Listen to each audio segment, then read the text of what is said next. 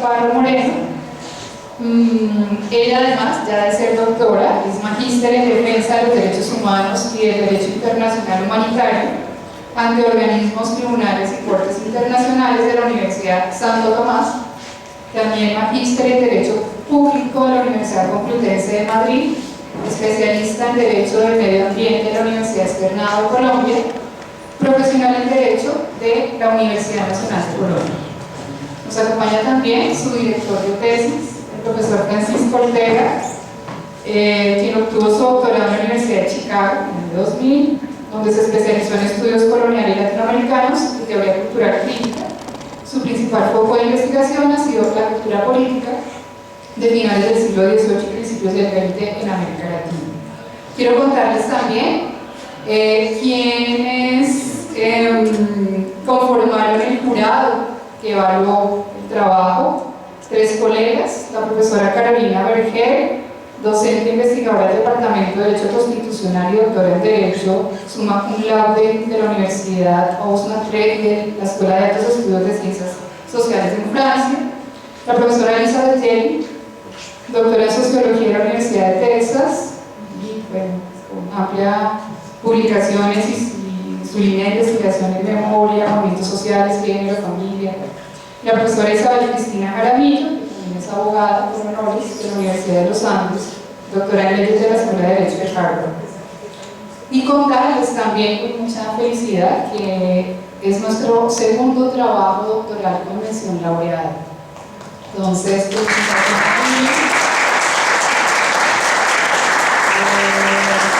antes de darle la palabra a Lili, pues para mí de verdad es un momento muy especial, muy bonito, porque Lili y yo fuimos compañeras de seminario, del doctorado, fuimos compañeras en el seminario que guías con muy bien, Francisco, y pues tejimos unos lazos muy bonitos, no solo académicos, yo diría que también pues, personales y de amistad.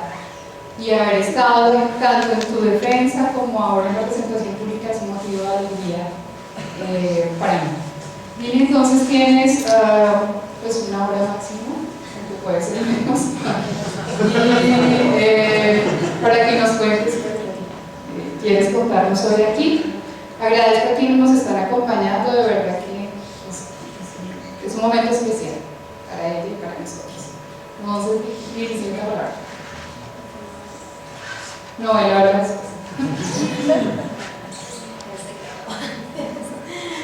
¿Me escuchas? Bueno, pues en primer lugar, muchas gracias a quienes están acá. Me emociona mucho ver tantas caras queridas.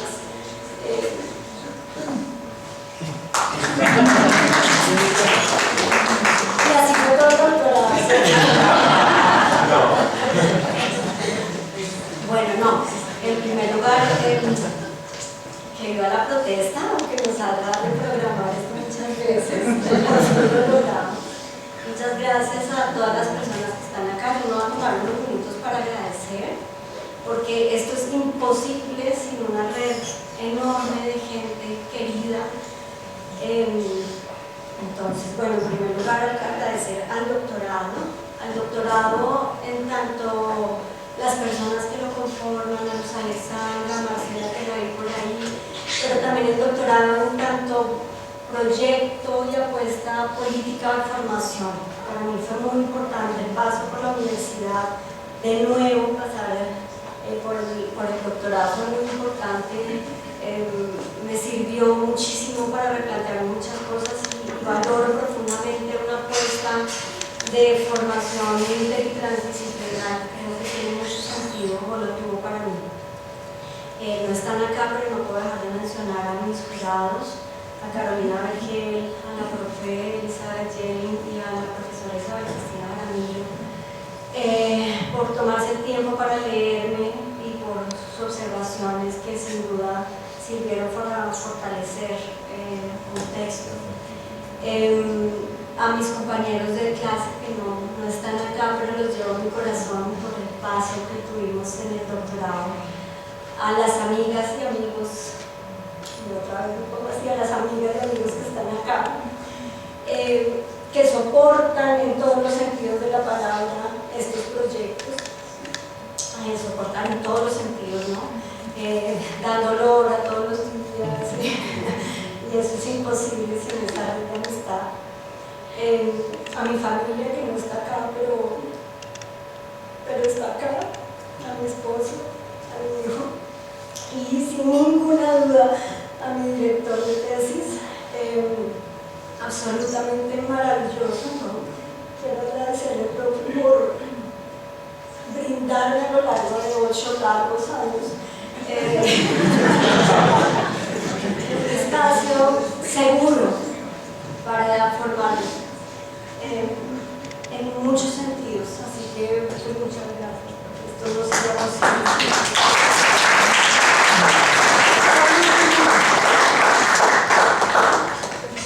Y ahora sí, bueno, a las amigas, amigos que vienen más acá con sus hijitos, que me emociona un montón, por eso no puede estar acá, pero porque si no estaría yo hablando, pero bueno, es muy emocionante también estas redes generacionales de amistad, amigas que me han leído, y bueno, en fin, me podría quedar acá dando las gracias, pero venimos a hablar entonces de la tesis. Yo no me voy a demorar de ninguna manera 1 hora, eso es una barbaridad. Quiero contarles brevemente qué fue lo que yo hice, cómo lo hice y qué concluí. ¿Listo? Entonces, bueno, como lo decía Alexandra, esta tesis se llama Pensé que era el momento de hablar, y se pregunta por cómo fue que empezó, que emergió la categoría de la violencia sexual en el conflicto armado colombiano hasta el año 2008. Y el título parte de una serie de premisas que están allí, que yo fui encontrando a medida que empecé a hacer mi trabajo de investigación. Y la primera es que la violencia sexual en el conflicto armado es una categoría construida, ¿no? Y esto pues parece una cosa medianamente obvia, pero en la práctica y en cómo nos acercamos a la categoría, inclusive en la actualidad, aunque yo estuve hasta el 2008, nos la presenta como algo natural, como algo que siempre ha estado de manera ahistórica. Y un poco lo que yo quería era historizar ese proceso colombiano. Y bueno, cuando digo colombiano es muy pretencioso porque claramente es en muchas regiones y demás, pero yo parto de la idea de que hay unas voces que hablan desde una perspectiva nacional, y eso fue lo que yo intenté recoger, y vuelvo sobre esto pues, más adelante. La persona que está aquí, seguramente ustedes la identifican, es Ginette Bedoya. Ella es periodista actualmente del Tiempo. En el año 2000 era periodista del Espectador, y ella fue víctima de violencia sexual en un secuestro que cometieron unos paramilitares en su contra, saliendo de la cárcel de La Picota. ¿Por qué arranco con Ginette Bedoya? Cuando yo empecé a hacer la investigación, para mí fue muy interesante porque yo lo que empecé a darme cuenta era que las voces de las víctimas, aunque se hablaba de la violencia sexual desde mucho tiempo atrás, empezaron a emerger públicamente solo a partir del año 2009. Y entonces, digo públicamente, es en los relatos de prensa y en medios de comunicación y en algo, digamos, con voz propia, si quisiéramos decirlo así. Y la pregunta que yo me hice fue, pues, ¿qué pasó antes para posibilitar que las víctimas empezaran a emerger, ¿no? Y digamos, lo que le da el título a mi tesis es la frase de Ginette Bedoya cuando habla por primera vez de estos hechos, y ella menciona, pensé que era el momento de hablar. Y entonces lo que yo me pregunto fue, ¿y por qué pensó ella que era el momento de hablar? ¿Qué pasó para que ella pensara que era el momento de hablar? De esta manera, yo me pregunté cuál era el clima de la época, cómo circulaba, qué narrativas estaban circulando en ese momento que posibilitaron que las víctimas de violencia sexual empezaran a elaborar públicamente su experiencia.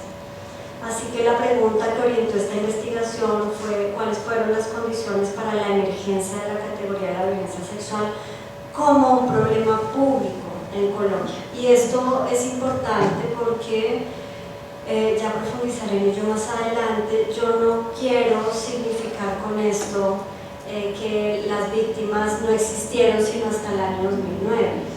Lo que quiero decir es que aparecieron públicamente hasta el año 2009 con voz autónoma, no de manera anónima, con nombres propios, y eso digamos que ha dado lugar a una historia posterior que yo no estudio, pero fundamentalmente lo que trato de decir es que algo ocurrió antes que permitió esta elaboración pública y termina siendo significativo porque ese algo genera unos bordes particulares que posibilitan y a su vez impiden que las experiencias se elaboren públicamente de unas formas y no de otras. Entonces, por ejemplo, cuando pensamos en la violencia sexual en el conflicto armado actualmente, solemos pensar esto de cara a ciertos problemas en desmedro de otros. Entonces, por ejemplo, los pensamos fundamentalmente en términos de justicia, por poner un ejemplo. Pero hay otras posibles aristas que quedan ocultas o más bien subordinadas, y esto tiene que ver con los procesos de emergencia. Entonces lo que trato de decir es que la forma como emergen los objetos determina de alguna manera en qué términos, con qué temperaturas, si quisiéramos decirlo así, se van a dar los debates posteriores, ¿no? Y esto es lo que yo intento investigar. Yo voy hasta el año 2008 y empecé, lo que yo hice fue fundamentalmente buscar un archivo con varias fuentes, ahora detallaré eso, pero parto de la idea de que hasta el año 2008 en Colombia, y no solo en Colombia, digamos a nivel global, se venía dando un giro epistemológico en las formas de interpretar la violencia sexual, es decir, unas formas distintas de observar y construir el fenómeno y la categoría de la violencia sexual. Y en Colombia ese giro epistemológico se da entre la década de los 90 y el año 2008. ¿Y qué pasa a lo largo de esta década, casi 2 décadas? En primer lugar, hacia mediados de los 90 hay una expansión significativa del movimiento de mujeres, una expansión donde se puede observar la creación y la emergencia de organizaciones y plataformas de mujeres aglutinadas en torno a la cuestión de la guerra y de la paz en el país. No quiero decir que no existiera un movimiento de mujeres, pero la concentración en torno a las cuestiones de la guerra y de la paz se da a partir de la segunda mitad de los 90. En segundo lugar, a partir del año 2002, inician en Colombia lo que llamamos los debates de la justicia transicional, y es que con la negociación o con los acuerdos, o como queramos llamarlo, con los grupos paramilitares hacia finales del 2002, se dan en Colombia una serie de debates que acá, digamos, es importante también, haciendo honor a las observaciones de mi jurada Isabel Yelin, es importante aclarar qué entiendo por los debates de la justicia transicional. Entiendo claramente un concepto, ¿no? Muy en la lógica de lo que entendemos hoy, es como cómo dar paso de una sociedad con graves y masivas violaciones de derechos humanos a una sociedad democrática y respetuosa de sus derechos, por ser un poco simple. Pero especialmente entiendo los debates de la justicia transicional como un proceso en el cual es posible rastrear de qué manera los actores que intervinieron en la justicia transicional fueron casi los mismos actores que intervinieron en el proceso de emergencia de la categoría de la violencia sexual. De tal manera, y esto va a ser muy significativo, los debates de la justicia transicional son más que un telón de fondo, digamos que son lo que le permite la fluidez de este proceso de emergencia, y vamos a ver de qué manera la emergencia de la categoría de la violencia sexual tiene mucho que ver con los debates de la justicia transicional. Sin duda, pues materializados en el 2005 con la Ley de Justicia y Paz, y yo llego hasta el año 2008, que es el año en el cual la Corte Constitucional emite el auto 092, que es un auto, para quienes no lo conocen, en el cual la Corte cristaliza la categoría de la violencia sexual en el sentido de definirla como una categoría autónoma y especialmente de crear una agenda en la cual el Estado es el actor central del desarrollo, digamos, de la puesta en marcha de la respuesta a esta categoría. Es decir, en el año 2008 se crea como un problema público, radicalmente público. Bueno, metodológica y teóricamente yo me nutrí de 4 grandes entradas. En primer lugar, la entrada de la historia conceptual, fundamentalmente a partir de Koselleck, que básicamente nos dice de qué manera el lenguaje no solo no es un reflejo de la realidad, sino que a través del lenguaje podemos encontrar sentidos polisémicos, disputados e históricos sobre una categoría, y podemos a su vez rastrear experiencias y expectativas de los actores. Palabras más, palabras menos. Se trata de entender a través del lenguaje cómo el lenguaje no es neutro, sino que a través del lenguaje se generan disputas, ¿no? Y entonces esta entrada va a ser muy importante para mi tesis porque me permitió observar cómo eso que llamamos hoy violencia sexual no siempre se ha llamado violencia sexual en primer lugar, pero no siempre ha tenido los mismos sentidos. Y es justamente en esta transformación de sentidos en la cual se puede observar el proceso emergente. En segundo lugar, la noción de la sociología de los problemas públicos, fundamentalmente de Bosquet, que hace un estudio muy interesante donde se pregunta cómo algo que antes no era un problema se convierte en un problema. Y es un poco una entrada, digamos, muy importante para la tesis porque es cómo la violencia sexual, que antes no era un problema, se convierte en un problema. Y eso transforma la mirada digamos, a la categoría, porque no es la pregunta de cuándo aparece la violencia sexual, que suele ser una categoría recurrente en muchos estudios, sino cuándo aparece la violencia sexual como un problema para la sociedad, como un problema público. Y Gospel nos habla de cómo estos procesos de emergencia se dan en el marco de una geografía de poder de los actores, donde no todos los actores tienen el mismo poder, la misma cercanía al poder, y donde pues hay una interrelación entre quienes se asumen como propietarios, en este caso propietarias de esta categoría, entre quienes, digamos, lo que él llama la causalidad es todo este marco cognoscitivo sobre la categoría, y finalmente a quien se le endilga la responsabilidad política para resolver este problema. Y es en esa interacción en la cual se puede rastrear la emergencia de la categoría.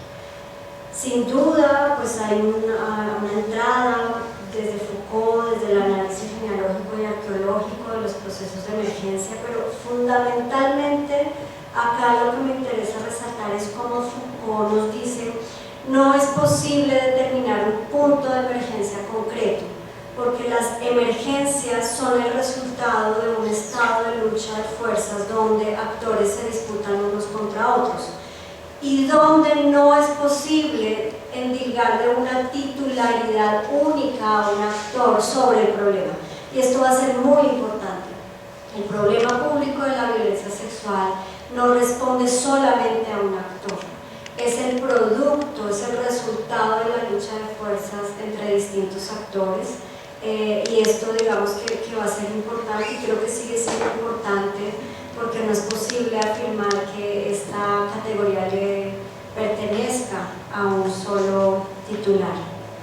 Y por último, la noción de aporía. La noción de aporía, bueno, ha sido desarrollada por Rosan Balón, pero fundamentalmente pues la hemos trabajado en el Centro de Pensamiento Pluralizar la Paz, que es un centro de pensamiento que dirige el profesor Francisco, con varios compañeros y compañeras, donde la noción de aporía nos habla de cómo un objeto incorpora dentro de sí una serie de sentidos que son contradictorios, pero que son irresolublemente contradictorios. Es decir, no hay manera de resolver la contradicción interna de un objeto, y ya voy a desarrollarlo, por ejemplo, el problema de lo público y lo privado. Y es esa contradicción y la manera en la que se mueve el debate en torno a la contradicción lo que permite también encontrar una agenda política para darle respuesta al objeto. Tal vez más adelante puedan profundizar en esto. Lo que me interesa es señalar que no son objetos nítidos, diáfanos, sino que son objetos que incorporan dentro de sí una serie de contradicciones que no se pueden resolver. Y creo que la violencia sexual incorpora dentro de sí una serie de contradicciones que no se pueden resolver, pero que a medida que se va en los distintos momentos y coyunturas, como la que tenemos en este momento, por ejemplo con la JEP, se va afrontando de distintas maneras y va transformando a su vez el objeto, y digamos que ahí hay un campo de acción política. Bueno, yo lo que hice fue estudiar básicamente 4 grandes actores: los movimientos sociales, pero fundamentalmente pues el movimiento de mujeres, actores internacionales que sin duda han tenido un lugar importante en toda esta historia, la prensa escrita y agentes y entidades estatales. ¿Por qué estos y no otros? Pues básicamente porque el archivo que fui construyendo me permitió comprender de qué manera estos eran los actores principales que habían incidido en la categoría y en la emergencia. Es importante señalar que de ninguna manera trato de decir que estos actores están en igualdad de condiciones. Sin ninguna duda el lugar que tienen las organizaciones de mujeres respecto de la prensa, los actores internacionales o el Estado es distinto, no quiero decir menor, porque en ciertos momentos, digamos, va variando esa geografía de poder. Sin embargo, me parecía importante suspender la jerarquía entre los actores para poder observar la especificidad a través de la cual cada actor se aproximó a esta categoría que estaba entendiendo además cuál era su eficacia en particular, y bajo la idea de que la centralidad de los actores no es homogénea sino variable, y tal vez más importante que todo, para poder rastrear de qué manera se empezaron a crear unos circuitos argumentativos entre los actores. Entonces es posible observar de qué manera, por ejemplo, lo que las organizaciones de mujeres empezaron a decir desde los 90 empezó a ser acogido, por ejemplo, por el Estado a partir del 2005, y es la creación de una serie de circuitos que van creando también, entre comillas, lugares comunes, ¿verdad?, sobre los objetos que permiten, digamos, a partir de allí construir una categoría particular. Entonces, bueno, este es un índice muy sencillo de mi tesis, simplemente porque sé que hay compañeros y compañeras del doctorado acá. Mi tesis no tiene un estado del arte, no tiene un marco teórico, y esto, digamos que me parece que es importante para este doctorado, porque creo que es parte de lo que hace muy específico este doctorado, no porque el marco teórico no sea importante en lo absoluto, sino es cómo nos aproximamos a lo teórico, cómo nos aproximamos a lo metodológico. Tampoco tengo un apartado metodológico, y no porque lo metodológico no sea importante, ¿no? Pero todo eso va en la introducción, y lo que hice después fue tomar actor por actor para terminar con unas conclusiones. Digo por el modo de hacer, que a veces es pues muy importante, ¿no? Entonces lo que haré a continuación será brevemente compartir pues los hallazgos de cada uno de estos actores para finalmente tejer las conclusiones, ¿no? Entonces, bueno, lo primero, yo le dediqué 2 grandes capítulos al movimiento social, en particular al de mujeres. Me fui hasta el año 79, que son los primeros registros, bueno, los más cercanos, si quisiéramos, que nos hablan sobre la violencia sociopolítica, y hasta el año 2002, porque hasta el año 2002, pues como les decía, en el año 2002 empiezan los debates sobre la justicia transicional, y es posible observar un quiebre en las narrativas de las organizaciones y del movimiento de mujeres. Entonces, fundamentalmente desde el primer encuentro feminista, que fue en el año 79, y hasta el año 90, previo a la constitución prostitución es posible encontrar una narrativa homogénea, no homogénea, disculpen, una narrativa predominante más bien dentro del movimiento de mujeres, donde la violencia sexual tiene, digamos, se aproxima a esta idea de que la violencia sexual siempre se ha ejercido. Es lo peor que le puede pasar a una mujer, muy clave de lo femenino. Este es el relato, digamos, de las organizaciones de mujeres, que está naturalizada, cubierta por un manto de silencio y marginada. Es decir, este relato hasta el año 90 nos habla de esta triple condición de lo peor siempre ha ocurrido y está naturalizada. No en el conflicto armado, para esta época realmente no hay narrativa sobre conflicto armado, hay muchas más narrativas sobre violencia sociopolítica, pero esta forma de narrar va a empezar a incidir en las formas en las que posteriormente el movimiento se aproxima a las cuestiones del conflicto armado. Como les decía hace un rato, en el 96 empiezan a crear las plataformas de organizaciones de mujeres en torno a la paz y a la guerra. Sin duda alguna, la creación de la Ruta Pacífica de las Mujeres es un momento importante en este escenario. Y la pregunta es: ¿y por qué empiezan a aparecer estas organizaciones y plataformas?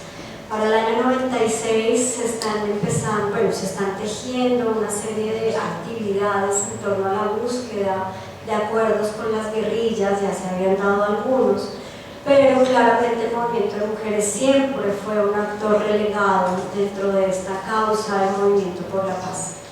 Y en la forma como yo lo interpreto, lo que encuentro es que el movimiento de mujeres necesita encontrar un lugar de legitimidad que le permita participar en las negociaciones de paz con sus pares del movimiento por la paz. Así que empieza a darse, digamos, esta narrativa que realmente existía se retoma y las organizaciones de mujeres empiezan a producir una narrativa que está conformada por una tríada de sufrimiento singular. Y esto va a ser muy importante porque a partir de este momento las organizaciones de mujeres empiezan a hablar de cómo la guerra no ha afectado igual a hombres y a mujeres. Y la pregunta es, bueno, ¿y cómo no las ha afectado igual? Y la forma de interpretar esa desigualdad de afectación se da a través de tres vías. La idea de la viudez y la orfandad, la idea del desplazamiento forzado y la idea de la violación sexual, no de la violencia sexual, sino de la violación sexual. Y empieza a crearse esta tríada de sufrimiento donde las mujeres empiezan a ser observadas por el movimiento de mujeres, por esta parte que yo estudio del movimiento de mujeres, como estas sufrientes, y hay que decirlo, no solo como sufrientes, pero la narrativa que van a encontrar otros actores sí que se va a quedar en el lugar del sufrimiento. Pero es muy interesante porque a partir de este lugar de victimización se coproduce en esta categoría de la coproducción, que en el doctorado es como muy insistente, para mí fue muy útil también, se coproducen al mismo tiempo que se producen las víctimas de violencia sexual, se coproducen las activistas por la paz. Y entonces es posible ver de qué manera, al mismo tiempo que se dice las mujeres son sufrientes en la guerra de manera singular por el hecho de ser mujeres, se dice a renglón seguido y por ello están legitimadas para participar en los acuerdos de paz, para ser pactantes de la paz, como se dice ahora. Y entonces ahí empiezan a emerger ciertos sujetos, las víctimas no aparecen, empiezan a emerger ciertos sujetos que empiezan a posicionarse como expertas sobre estos temas, no solo sobre la violencia sexual. En este momento la violencia sexual no es tan central como lo va a ser después. Y estas expertas tienen dos perfiles particulares. Las extranjeras que vienen al país, entonces esa fotografía que ustedes ven ahí es del año 2001, de una marcha que hubo en Barranca Bermeja, y pues es como la mirada de las extranjeras guatemaltecas, españolas y de otros lugares, y las activistas nacionales, ¿no? Esta es como la experticia que se da en este momento. Y yo quiero ser muy enfática con lo que voy a decir. Yo no estoy diciendo que las expertas, y en particular las organizaciones de mujeres, se inventaron a las víctimas. Lo que quiero decir es que las víctimas no aparecen con voz propia, sino hasta después del cierre de esta tesis. Y la pregunta es, bueno, ¿y entonces dónde estaban las víctimas? ¿No? Y yo acuño para acá el término de la agencia mediada, y es que las víctimas sí hablaron, solo que no lo hicieron públicamente. Y lo que hicieron fue trasladar su agencia, mediar su agencia a través de las organizaciones de mujeres. Entonces hubo dos factores fundamentales que, a mi juicio y por lo que encontré en los archivos, llevaron a las organizaciones de mujeres a empezar a hablar de la violencia sexual. En primer lugar, las víctimas que encontraban en el territorio, que no querían hablar con otras personas y que las organizaciones de mujeres fueron capaces de crear lazos de confianza para hablar y para transmitir esa información mediada, ¿no? Ni siquiera anónima, simplemente aquí está pasando esto. Y la segunda es la noción del rumor. La noción del rumor es una noción muy importante en esto, pero es posible encontrar en el archivo de qué manera muchas organizaciones de mujeres fueron a territorio, y no solo organizaciones de mujeres, sino que en los pueblos se hablaba de aquí se están violando mujeres. Y nadie sabe exactamente quiénes son, pero se sabe qué está pasando. Y es, por ejemplo, en el Putumayo es algo que se encuentra después, esta noción del rumor. Y bueno, la noción del rumor yo la recojo de Vinadas, pero va a ser bien importante porque a partir del rumor y de estos diálogos privados que las organizaciones tuvieron con las víctimas, fue posible empezar a posicionar un tema. Lo que pasa es que va a ser muy problemático después, porque las organizaciones van a tener que defender la existencia de un fenómeno que no tiene víctimas, que no tiene estadísticas y que no se sabe dónde está. Y eso, digamos, va a ser un factor que después va a transformar ello. Y bueno, sin duda la creación de la Mesa de Mujer y Conflicto Armado en el año 2001 va a ser muy importante porque la Mesa de Mujer se crea para solicitar que venga la Relatora de Naciones Unidas a Colombia. Y esto va a ser muy significativo porque empieza a incorporarse con más fuerza un lenguaje de derechos humanos que antes no se veía con tanta fuerza. El lenguaje de los derechos humanos con sus límites empieza a permear la emergencia de la categoría de la violencia sexual. Después del segundo capítulo yo me concentro en el análisis entre el 2003 y el 2008, insisto porque en el 2003, pues a partir de estos debates de la justicia transicional, y lo que yo veo es que hay una serie de desplazamientos argumentativos, y muy brevemente voy a mencionarlos, son 6. Lo primero es que a partir del 2003 es posible ver de qué manera se empieza a centralizar un lenguaje jurídico penal. Previamente se hablaba desde un lenguaje descriptivo, entonces es posible ver, por ejemplo, en prensa cómo se hablaba del rapto, del ultraje, ¿no? Como muy en estos términos, y a partir del 2003 es el lenguaje de los delitos sexuales y de los crímenes sexuales. Y se empieza a juridificar el lenguaje, y esto, insisto, va a abrir puertas, pero va a cerrar otras, digamos, va a limitar también la forma en la cual se comprende la categoría. Y en particular esto va a hacer que se empiece a posicionar de manera muy fuerte la noción de justicia. Y la noción de justicia tiene una limitación, es que fija unas fronteras específicas en torno a lo que es justiciable, ¿no? Y en qué términos, ¿no? Y claramente en este lenguaje jurídico penal se va a centralizar el problema de la violencia sexual en las mujeres. Antes de este momento también, digamos, las mujeres eran como las principales víctimas, pero era mucho más amplia la percepción de quiénes podían ser las víctimas de violencia sexual. El segundo y tal vez uno de los más significativos cambios que se da a partir del año 2003 es que se transforma la noción de botín de guerra al arma de guerra. Digamos que en la década de los 90 es posible ver cómo las organizaciones de mujeres hablan constantemente del botín de guerra. El botín de guerra bajo la idea de las mujeres como trofeos de la guerra, la violencia sexual como un daño colateral e inevitable de la guerra. Y es a partir del año 2003, y recordemos que estamos en pleno proceso de negociación con los paramilitares y en pleno proceso de debate en justicia y paz, de la justicia transicional, que se empieza a hablar de la violencia sexual como un arma de guerra, en el entendido de tratarse de un acto estratégico anclado fundamentalmente en el honor de los adversarios. Entonces el actor viola para atacar el honor del contrario, y a través de esta vía reivindicar la noción de la violencia sexual como un acto político y no como un acto privado. Pero esto empieza a aparecer en el año 2003, digamos, con mucha más fuerza. Previamente hay algunas voces, pero se empieza a centralizar a partir de los debates de la justicia transicional. Trae consigo la idea del cuerpo de las mujeres como un campo de batalla, que es algo que seguimos viendo como un territorio de batalla, y esto, digamos, que tiene un doble efecto de posicionar a las mujeres como el objeto, otra vez, digamos, sobre el cual se da la violencia sexual, pero al mismo tiempo despolitizar el sujeto.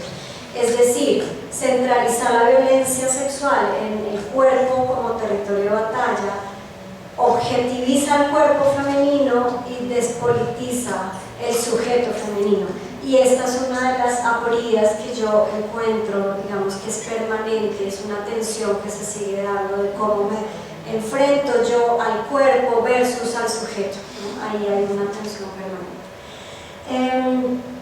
La violencia sexual empieza a aparecer, y hay varios relatos, como una representación de todo el conflicto armado. Entonces también recuerden que para esa época había una negación del conflicto armado. En Colombia no existe conflicto armado, estamos ante un hecho de, digamos, actos terroristas, y las organizaciones de mujeres empiezan a posicionar como si se da la violencia sexual, lo que hay allí es la manifestación de cómo el conflicto armado sigue existiendo. Y entonces, a través de la violencia sexual empieza a haber una representación del conflicto armado en pleno, y esto va a ser muy, muy importante porque va a empezar a darle un lugar mucho más central a las organizaciones de mujeres respecto del movimiento por la paz, y especialmente en relación con el movimiento por los derechos humanos. Y hay como dos temas fundamentales para esta tesis, y es esta idea de la violencia sexual como arma de guerra está anclada en la necesidad de demostrar que la experiencia femenina en la guerra fue tan grave como otras experiencias. Y lo que yo voy a encontrar, y creo que claramente lo que está ocurriendo en la JEP es un nuevo capítulo de este gran debate de la gravedad, lo que yo voy a encontrar es que tenemos acá varias partes involucradas. Lo que yo voy a encontrar en esta tesis es que en los debates de justicia y paz se empieza a dar una necesidad de demostrar la gravedad, y la gravedad a través de la violencia sexual, no solo, pero fundamentalmente a través de la violencia sexual. Y es muy como en clave las organizaciones de mujeres, a nosotras no nos sigan diciendo que lo que les pasó a las mujeres no fue tan grave, ¿no? Y esto empieza a aparecer en los debates de justicia y paz. ¿Y por qué en los debates de justicia y paz? Pues claramente lo que significan los procesos de justicia transicional, y es un proceso de selección de qué llevo yo a la justicia y finalmente qué no llevo a la justicia, ¿no? Y esto va a permear todos los debates de violencia sexual en Colombia, que no es lo mismo que se ha dado en otras latitudes, ¿no? Y el otro punto que para mí es muy importante es la cuestión del honor. Y acá hay una tensión que a mí me parece que sigue vigente, y es cómo se interpreta el arma de guerra, y se interpreta a partir del honor. Entonces, cuando se dice que el arma de guerra, que la violación o la violencia sexual, que los cuerpos de las mujeres son utilizados como arma de guerra, el argumento que está detrás es el argumento del honor. El honor del adversario, el honor de la víctima, pero es bien interesante porque el honor pareciera oponerse a todo el discurso de los derechos humanos, ¿no? Y entonces hay esta narrativa de cómo a través de los derechos humanos se supera la noción del honor, pero el arma de guerra nos devuelve a la noción del honor. Y ahí hay un núcleo aporético que sigue vigente desde mi perspectiva perspectiva y que, bueno, las conclusiones volverán. Entonces, ¿qué ocurre? Como les decía, las organizaciones de mujeres se vieron abocadas en justicia y paz, porque empiezan entonces a interlocutar con otros actores que les dicen, bueno, ustedes dicen que hay violencia sexual, ¿dónde están las víctimas? ¿Y dónde están las estadísticas? ¿No? Y entonces hay un paso que se da entre la inexistencia y las estadísticas, y empieza toda una disputa que no es solo de la violencia sexual, toda una disputa por las cifras, por cómo encuentro cuántas víctimas hay, ¿no? Y si hay, digamos, en su momento los registros sobre derechos humanos eran muy bajitos, pero sobre violencia sexual eran prácticamente nulos. Estaban las estadísticas de la Comisión Colombiana de Juristas, estaban las estadísticas de la revista Noche y Niebla, y más o menos se acabó algo en prensa. Entonces, aquí hay una cosa bien interesante que hacen las organizaciones, y es que empiezan a decir, ok, no tenemos estadísticas, pero la falta de estadísticas no demuestra que los hechos no existan, sino que demuestran que existen, son tan generalizados y tan graves que no aparecen en las estadísticas, ¿no? Y entonces hay una cosa bien interesante de cómo posicionar que la ausencia de cifras es la prueba de la existencia y de la gravedad de los hechos, ¿no? Y aquí aparece de nuevo una tensión, porque realmente es contrasentido, ¿no? Pues si no hay cifras, ¿y por qué no hay casos? Pero el argumento que despliegan las organizaciones es: si no hay cifras es porque los casos son muchos y tan graves que las mujeres no se atreven a hablar. Y entonces, para contrarrestar esta ausencia de información, las organizaciones empiezan a desplegar 3 estrategias. La primera es una cosa que para mí fue muy, muy interesante, y es este giro entre la noción de silencio al silenciamiento. Entonces, antes del 2003, todo el tiempo se decía la violencia sexual está marcada por el silencio, pero era un silencio fundamentalmente privado. Las mujeres no quieren denunciar, ¿no? Hay un invisible social, decía Amparo Sánchez por allá en el 94. Pero para el año 2003 las organizaciones de mujeres empiezan a hablar del silenciamiento, y el silencio no es privado, el silencio no es individual, el silencio es un silencio político. Entonces, recojamos, no hay cifras porque las mujeres no denuncian, pero las mujeres no denuncian no porque quieran, las mujeres no denuncian porque no pueden denunciar, ¿no? Y entonces el silenciamiento se empieza a explicar a partir de 2 asuntos fundamentales que van a seguir en la agenda pública y siguen al día de hoy: el miedo y el trauma. El miedo a las represalias, protección, y el trauma producido por la violencia sexual, atención psicosocial. Y entonces empiezan a transformarse las expertas.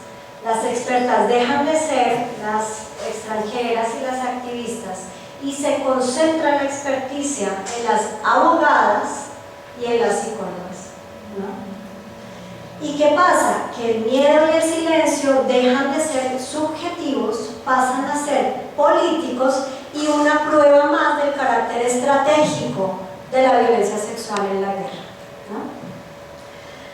Y claramente se empieza a desarrollar todo el argumento de que mientras no haya protección y atención psicosocial, no se dice claramente en estos términos, pero es la idea, según lo hablamos hoy, pues no va a haber justicia porque las mujeres no van a denunciar, ¿no? Y digamos que es una constante en el relato.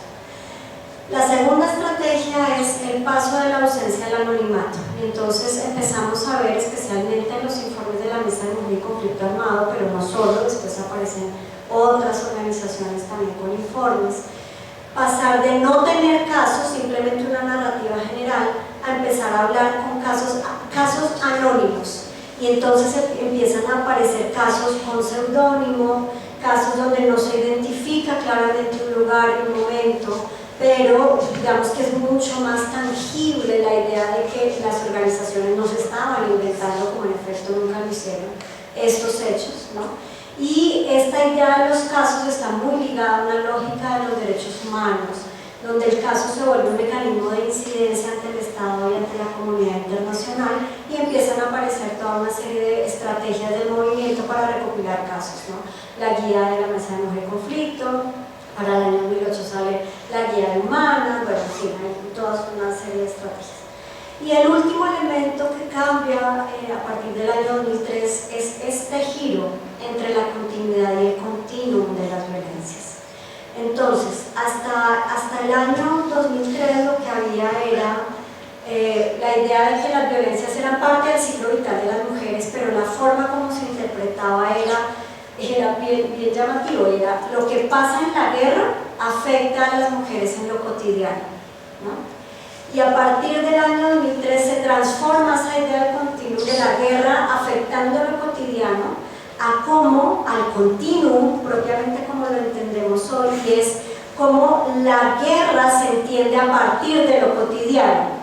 Es decir, no es la guerra incidiendo en la casa, sino es la historia de la casa y de la vida, digamos, en lo colectivo, lo cotidiano, que se exacerba, y entonces empiezan estas nociones de la exacerbación y la agudización en el conflicto armado.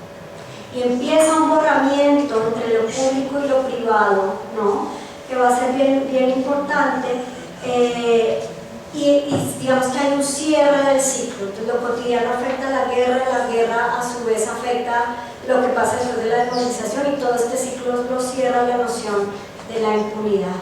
Y esta idea del continuo va pegada a la idea también de que todos los actores del conflicto armado son responsables de la violencia sexual, y esto sí que va a ser particular de la violencia sexual y no de otros tipos de delitos.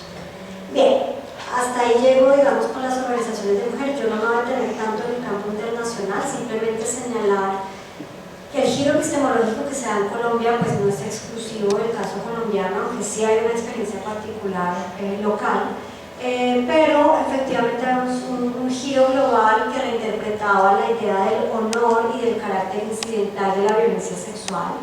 Hay una serie de lenguajes que se mueven a nivel internacional, que no hay simplemente una relación jerárquica de imposición del lenguaje en Colombia. En Colombia los actores apropian y transforman esos lenguajes, en primer lugar sin duda de derechos humanos. En Colombia hay vigilancia internacional desde el año 80, y digamos que esta presencia internacional, Colombia tiene la Oficina de Naciones Unidas desde el 97, esta presencia internacional va a ser muy importante, casi que en todos los informes va a haber algo sobre estos temas. El lenguaje del derecho penal internacional, que Colombia tuvo seguimiento desde el 2004 hasta el año pasado, y pues todos estos lenguajes de la paz y la seguridad internacional, y cómo la violencia sexual se empieza a ligar de manera tan estrecha con el activismo por la paz, es algo, digamos, que va a estar allí. Fundamentalmente yo en este capítulo lo que me detengo es en la idea del caso Colombia, y es de qué manera Colombia se empieza a volver un caso de observación internacional, un caso de seguimiento, pero aunque esto hay que profundizarlo en otra investigación, también cómo la experiencia colombiana influyó o permeó la producción del derecho internacional. Lo que pasa es que hay unas jerarquías entre los actores y unos no reconocimientos y neutralidades de los actores internacionales, pero sin ninguna duda, por ejemplo, la experta de infancia Machel vino a Colombia en el año 96, y después de eso sale el informe Machel, ¿no? Y es de qué manera entonces el caso colombiano permea la experiencia internacional. Creo que ahí hay una deuda de investigación. Bien. Para mi sorpresa, la prensa tuvo un lugar muy importante en toda esta historia. Mi intención era ir hasta el 2014 y me detuve en el 2008, en parte por la cantidad de registros de prensa que había. Y es posible ver de qué manera la prensa, prensa muy visible, desde el periódico Voz, el Nuevo Siglo, el Colombiano, entre otros, pero de qué manera la prensa rastrea la violencia sexual fundamentalmente desde dos esferas. La primera, el reclutamiento, y aquí la prensa le da un lugar privilegiado a las voces del ejército, y hay un relato muy marcado, que seguimos viendo creo yo, de cómo la guerrilla comete actos de reclutamiento, y en el reclutamiento hay abortos forzados, Y hay un debate que yo creo que es un núcleo político también, y es esta idea de cuáles son las víctimas inocentes, ¿no? Y es posible ver, por ejemplo, cómo se habla de ellas no son niñas, son mujeres, dice un guerrillero en una voz mediada en la prensa, y es como, me han dicho, ¿cuál es la víctima inocente? ¿Cuál es la víctima que es merecedora de tutela judicial? ¿Cuál es la víctima que amerita una respuesta estatal, ¿no? Y yo no sé si ustedes alcanzan a ver esta imagen, es bien interesante. Esto es una nota de prensa que sale en El Mundo de Antioquia en el 2005, escrita por la Agencia de Noticias del Ejército, donde hacen todo un relato de casos de reclutamiento, aborto y demás, pero la imagen contradice completamente el relato de victimización, y hay como toda un lenguaje a través de lo iconográfico que nos lleva a esta pregunta de cuáles son las víctimas inocentes, ¿no? Mejor dicho, las víctimas, todas son víctimas, más o menos es la pregunta que está en el fondo, ¿no?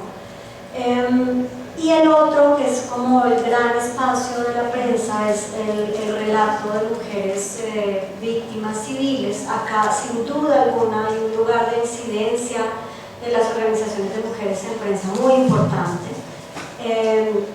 Y hay que rescatar esto. Las organizaciones de mujeres no solo se concentraron en la victimización, ya lo dije antes, pero la prensa sí que se concentró solo en la victimización, y creo que lo sigue haciendo en algunos casos, y es como se enfatiza en ese lugar de sufriente. Esa imagen que ustedes ven allá es la primera imagen que yo encontré de una víctima, digamos, identificada como víctima de violencia sexual. Es un caso que ocurre en Santiago Apóstol, en Sucre, septiembre del año 2002, ¿no? Es decir, muy en caliente con el cambio de gobierno, bueno, todo lo que se estaba dando. Y ella, que la denomina la prensa Ana Paola, empieza a generar una nueva narrativa, ¿no? Una narrativa de una víctima silente, de una víctima que ocupa el lugar de la ausencia, esa ausencia, inexistencia que mencionaba antes, y las mujeres como sufrientes permanentes. Y esto va a ser muy distinto a lo que ocurre, por ejemplo, con las desplazadas. Entonces se puede rastrear casos e imágenes de mujeres desplazadas que salen, que están en primera plana su cara, salen a marchar, ¿no? Son mujeres como activistas.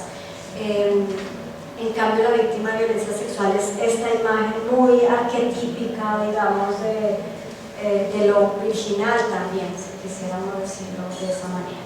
Bien.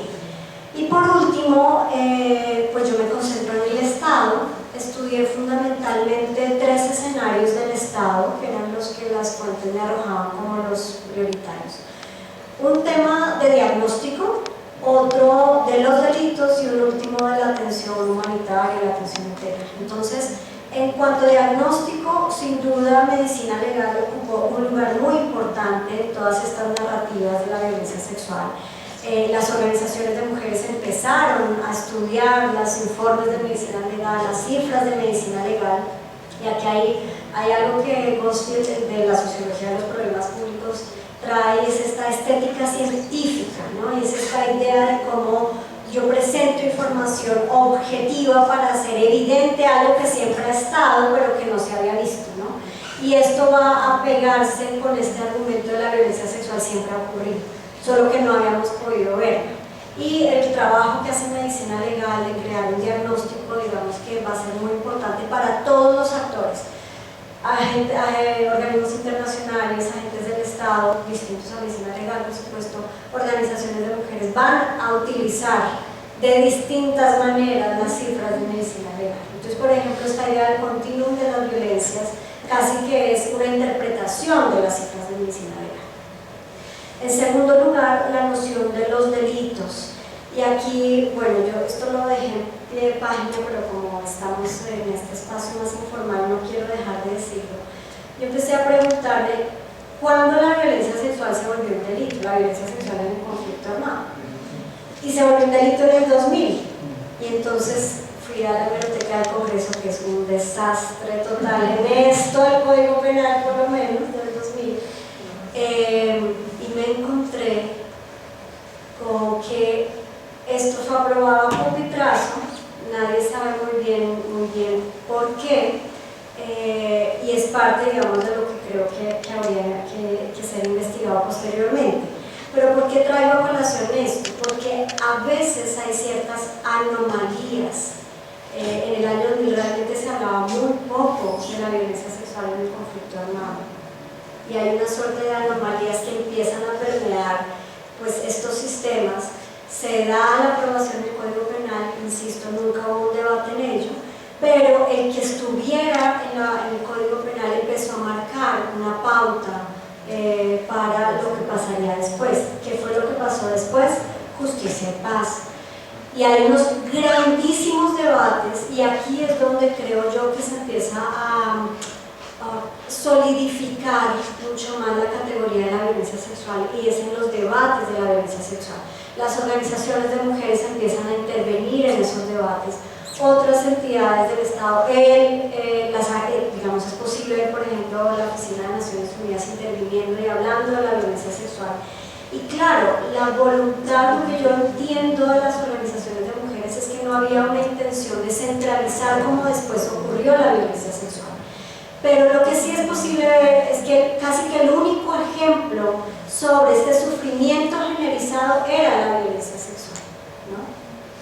Y entonces, ¿qué pasa? Que lo que hace Justicia y Paz es algo que yo pues, no lo había identificado de esta manera. Justicia y Paz excluye de los delitos amnistiables todos los crímenes de lesa humanidad, aquellos asociados con el narcotráfico y la violencia sexual, siendo la violencia sexual posiblemente un crimen de lesa humanidad. Es decir, ahí se da una operación que es muy importante de hacer de la violencia sexual un acto excepcional, un acto por fuera del resto de actos, y eso va a ser algo muy significativo porque es una manifestación de esa ponderación de absoluta gravedad y de un acto completamente incomparable. La violencia sexual deja de ser el ejemplo del sufrimiento femenino en la guerra y pasa a ser la representación de la totalidad de la experiencia femenina en la guerra. En los últimos años eso se ha transformado, pero en su momento ese fue, digamos, como el momento de solidificación, y quiero insistir en esto, la vuelve incomparable. Al excluirla del resto de conductas, la vuelve incomparable, y esto va a ser muy importante para el análisis, y sobre esto vuelvo a las conclusiones. Y por último, pues claro, me detengo en la Corte Constitucional y en todo el análisis de la atención integral, y bueno, yo sé que aquí hay gente que se ha leído 700 veces el auto, pero simplemente señalar algunas cosas. El auto 092 dice que la violencia sexual, que la experiencia femenina en la guerra genera un impacto desproporcionado a las mujeres, es un impacto diferenciado, agudizado, crea un catálogo de crímenes sexuales para quienes vivimos en su momento el auto 092, por lo menos para mí fue una gran sorpresa encontrarme con un catálogo de crímenes sexuales y bueno, como con todo un nivel de detalle. Dice la Corte que fue habitual, extendida, sistemática y visible, que es la muestra de la crueldad y la barbarie en la guerra, que hay una triada de invisibilidad, silencio e impunidad, lo cual es esta noción que digamos viene de lo que les decía, de estos circuitos argumentales con las organizaciones. Y dice la Corte, y aquí es cuando se cristaliza la categoría, lo que dice la Corte es: el gran problema de la violencia sexual no es la violencia sexual. El problema de la violencia sexual es que hay una ausencia de respuesta estatal específica a la situación, es decir, se centraliza en el Estado la respuesta a el problema público que estaba emergiendo y se vuelve un problema radicalmente público. Es decir, a partir de este momento se genera una agenda completamente nueva que transforma la acción política de las organizaciones de mujeres, de la cooperación internacional, de las agencias internacionales, etc. Y hasta ahí llega mi tesis en el tiempo. Después hay toda una historia larga y ancha para contar, porque a partir del año 2008 empiezan a aparecer públicamente las víctimas. Y esa es otra historia de cómo aparecen, por qué aparecen, cuáles rostros, con qué narrativas, y eso es una tesis que seguramente otra persona hará muy bien. Bien, entonces, las conclusiones, y acá yo cierro con esto. A partir de todo lo anterior, yo concluyo que la violencia sexual emerge como una categoría, como un problema público para dar respuesta a tres problemas de los actores en su momento. En primer lugar, un problema de género, de cómo las organizaciones de mujeres legitimaban su actuar dentro de las negociaciones políticas por la paz, cómo encontraban un lugar autónomo, un lugar propio para poder hablar en igualdad de condiciones con sus pares, especialmente en el movimiento de paz. En segundo lugar, un problema de justicia, y es cómo evitamos las amnistías sobre la experiencia femenina en la guerra, que tiene que ver con el tercer problema, y es el problema de la gravedad. Y es cómo demostramos que la violencia sexual y que en general la experiencia femenina en la guerra fue tan grave como otras experiencias en la guerra. Y esto me permite afirmar que, y creo que hoy en día decirlo no tiene nada de novedoso, pero el gran problema de la violencia sexual gravita, el centro de gravedad de la violencia sexual es la noción de gravedad. Y es cuándo se considera grave, qué se requiere para considerarla grave, quién dice que es grave, etc. Y buena parte de los debates que se dieron en su momento, y creo yo que se siguen dando, tienen que ver con la gravedad. En segundo lugar, hay unos lenguajes que permean toda esta emergencia, pero que a la vez que permean limitan la categoría.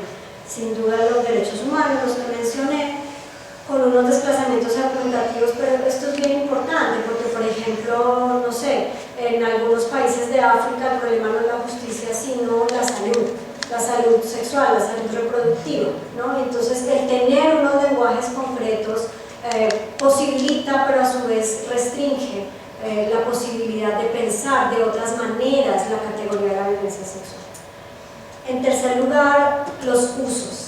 La violencia sexual como categoría no emerge al margen de unos usos particulares de los actores de su momento. Y la violencia sexual fue utilizada y quiero aclarar que no es una acusación, es el reconocimiento del carácter político de los actores que intervienen en estos procesos de emergencia. La violencia sexual fue utilizada primero para demostrar la existencia y la persistencia del conflicto armado, y aquí, por ejemplo, organizaciones de derechos humanos se apropian de esta categoría de la violencia sexual para empezar a decir, vea que sí hay una continuidad del conflicto.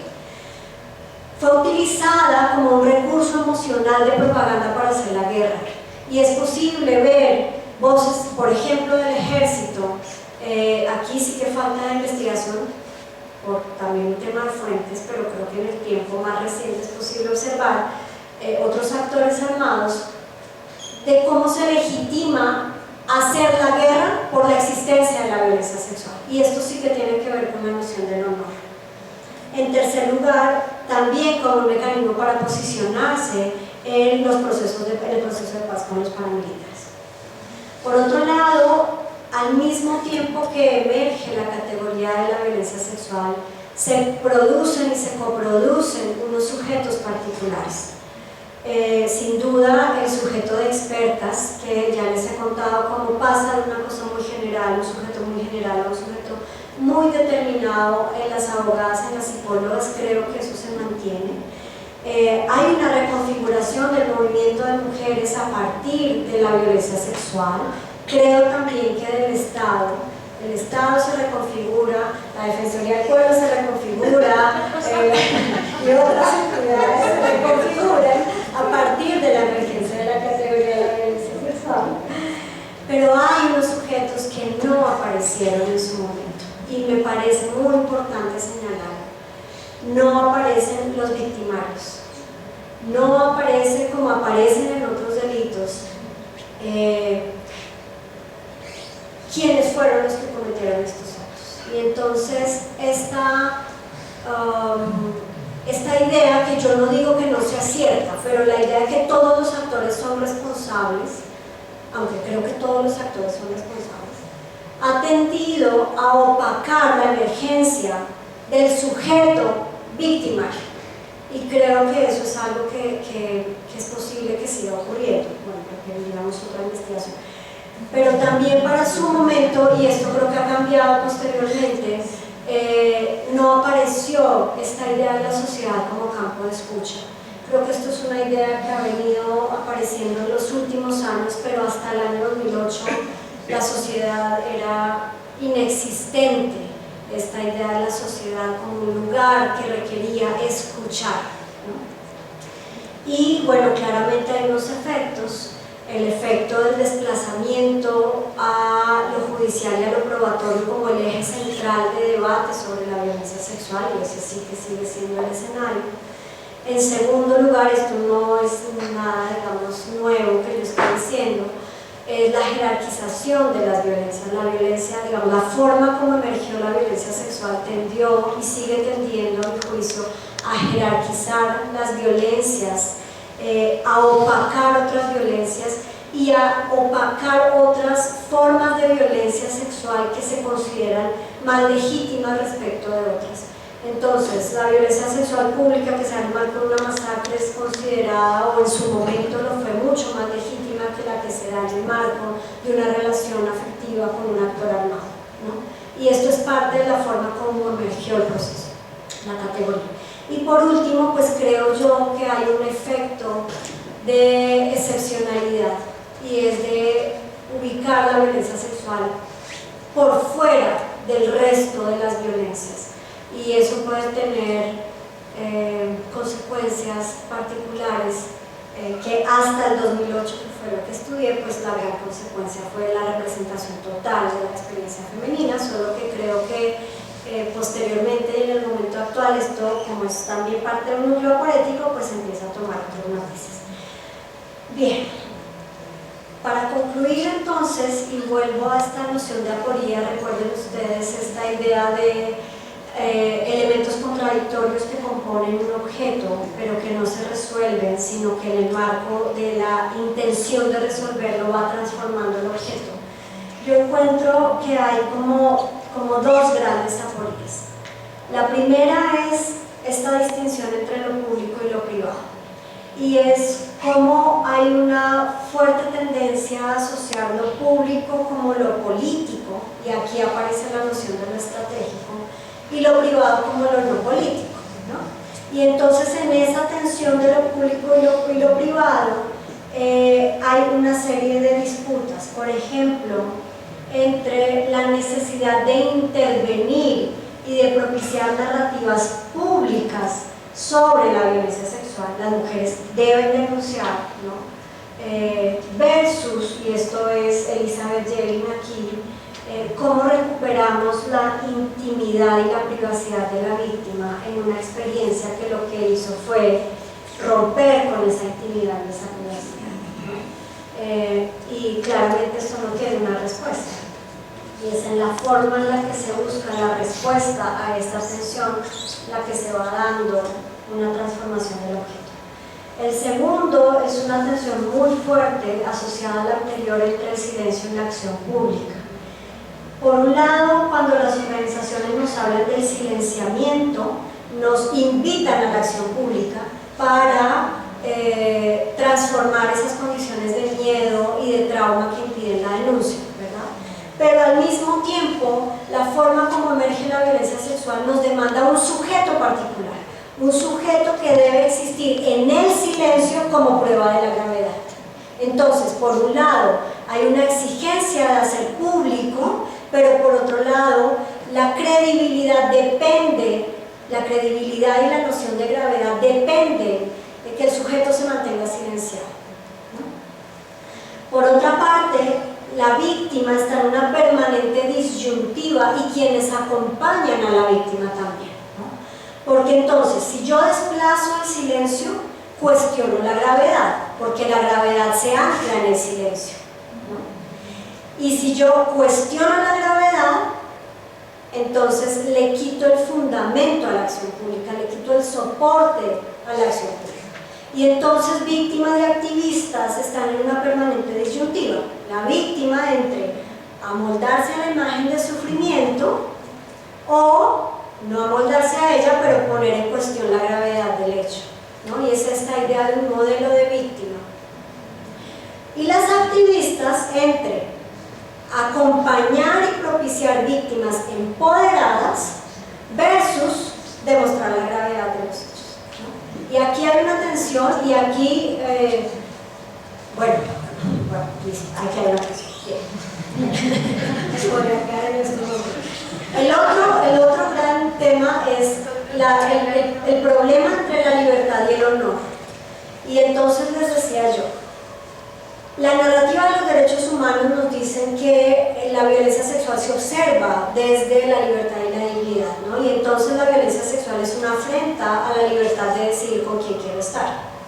Sin embargo, y hay una narrativa que dice hay un desplazamiento del honor. Sin embargo, lo que yo encuentro en esta tesis es que hay una continuidad del honor. El honor reaparece una y otra vez en la narrativa actual sobre la violencia sexual.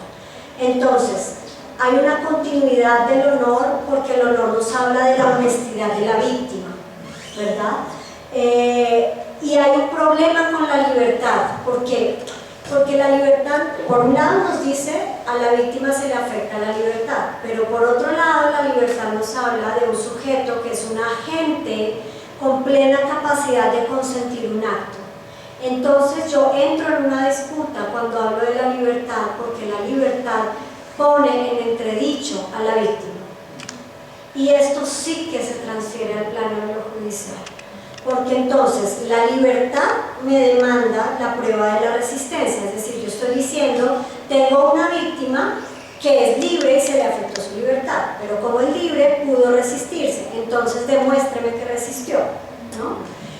Pero al mismo tiempo se reclama que esa víctima aparezca silenciada, aparezca en el silencio para demostrar que efectivamente fue víctima.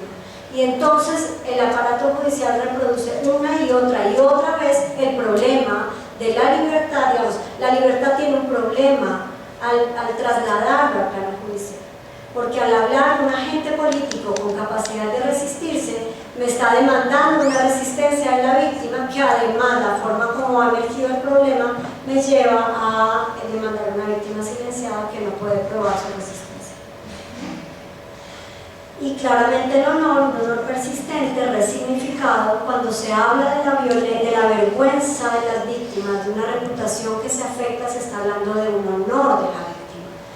Cuando se habla del cuerpo como campo de batalla, se está hablando de un honor masculino del enemigo mancillado. Cuando se utiliza la violencia sexual como un recurso emocional contra el enemigo, se está cuestionando la honorabilidad del contrario. Y cuando se dice que la violencia sexual es lo peor que le puede pasar a una víctima, ¿no? Cuando se habla de la atrocidad de la experiencia, se está devolviendo el problema al cuerpo de la víctima y a su pudor, ¿vale? De esta manera, el honor, desde mi perspectiva, explica tanto la vergüenza de las víctimas y el ostracismo en las comunidades, como lo estratégico, el arma de guerra, como la gravedad misma de la violencia sexual. Y les decía yo, la violencia sexual, desde lo que yo encuentro, gravita en torno a la noción de gravedad, y la noción de gravedad a su vez se fundamenta en el problema del honor. Es decir, no hay un honor desplazado, lo que hay es un honor resignificado, pero silenciado, si quisiéramos decir. Y entonces el lenguaje de los derechos humanos repele la idea del honor, pero a su vez la gravedad y la categoría de la violencia sexual se explica solo a partir de la noción del honor.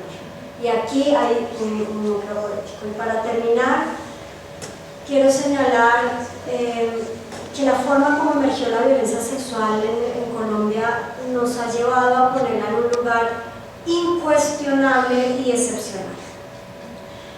Esta idea de la crueldad y atrocidad sin límites que lleva implícita la violencia sexual nos habla de un orden moral incuestionado, nos remite a un modelo de víctima y a un modelo de violencia sexual. La idea de la excepcionalidad separa a las víctimas del resto de víctimas, pero tiene por efecto demandar en su contra pruebas mucho más gravosas. Y por poner un ejemplo, solo es a partir de los juicios de Ruanda y de ex-Yugoslavia que se empieza a demandar una prueba mucho más gravosa para las víctimas. En los juicios de Nuremberg, en los juicios de Tokio, las víctimas de violencia sexual eran unas más, entre otras posibles, y no se demandaba en contra de ellas tal nivel de exigencia probatoria. Pero, en palabras de Todorov, el problema también de hacerla excepcional es que la vuelve incomparable, y al volverla incomparable pierde la utilidad social. Así que yo simplemente espero, esta tesis no tiene respuesta, simplemente espero haber abierto una puerta para repreguntarnos algunos elementos de la violencia sexual y seguirla haciendo útil. Muchas gracias.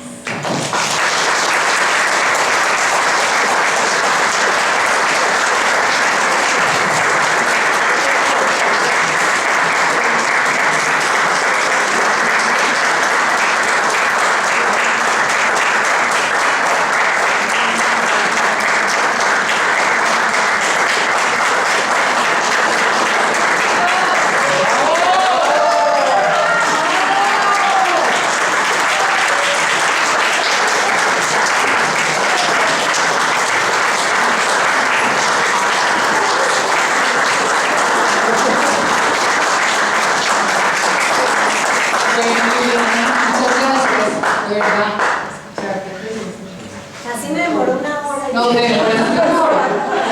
Un poquito más de una hora. Te demoraste un poquito más, pero no importa porque igual creo que todas y todos estamos atrapados. Está con perioditis. Sí, sí. Que estuviera bien. Bueno, Liliana, muchas gracias. Yo creo que pasamos como un momento antes de darle la palabra a Francisco, si alguien del público quisiera hacer algún comentario o algún tipo de intervención, estaría bien. Bueno, es muy difícil, digamos, Liliana, es fascinante el ejercicio que haces. Tengo millones de preguntas y con muchas imprecisiones porque la exposición es muy, digamos, presenta cosas muy complejas que evidentemente requerirían una exposición como de 5 horas, es decir, el esfuerzo de transmitir la reflexión que haces en una hora es enorme. Y yo no sé si me perdí, pero a mí me parece que no hay mucha claridad en la exposición tuya. ¿Por qué arrancas en 1990 y por qué cierras en 2008? Aparentemente 2008 es la fecha de cierre porque las víctimas emergen con agencia propia. Parece ser que ese es un hito. Otro elemento que me parece muy interesante de mirar es qué está pasando, ¿cierto?, en el discurso internacional con respecto a la violencia sexual. ¿Cuál es el papel de la Comisión de la Verdad de Perú para Colombia y la aparición de la violencia sexual en Perú? ¿Cuál es el papel de la Corte Penal Internacional y el reconocimiento del delito sexual en el Estatuto de Roma como un delito autónomo? Creo que son elementos importantes. ¿Qué pasa, cierto, cuando surge la resolución 1325, ese 2000 que tú sitúas ahí, con la emergencia en el Congreso del delito de violencia sexual, así como de la nada? No sé si eso podría ser una pista. Y me genera muchas dudas esa contradicción o esa aporía que tú identificas en, va a ser tan imprecisa, pero bueno, lo voy a poner así bien desorganizado, porque usted tiene mucha ventaja que lleva 8 años pensando eso contra mí, pero hay esas aporías que están mostrando al final que tienen que ver con una víctima libre, la libertad una víctima que es libre de decir un acto, pero que en el momento del acto no puede mostrar que fue constreñida.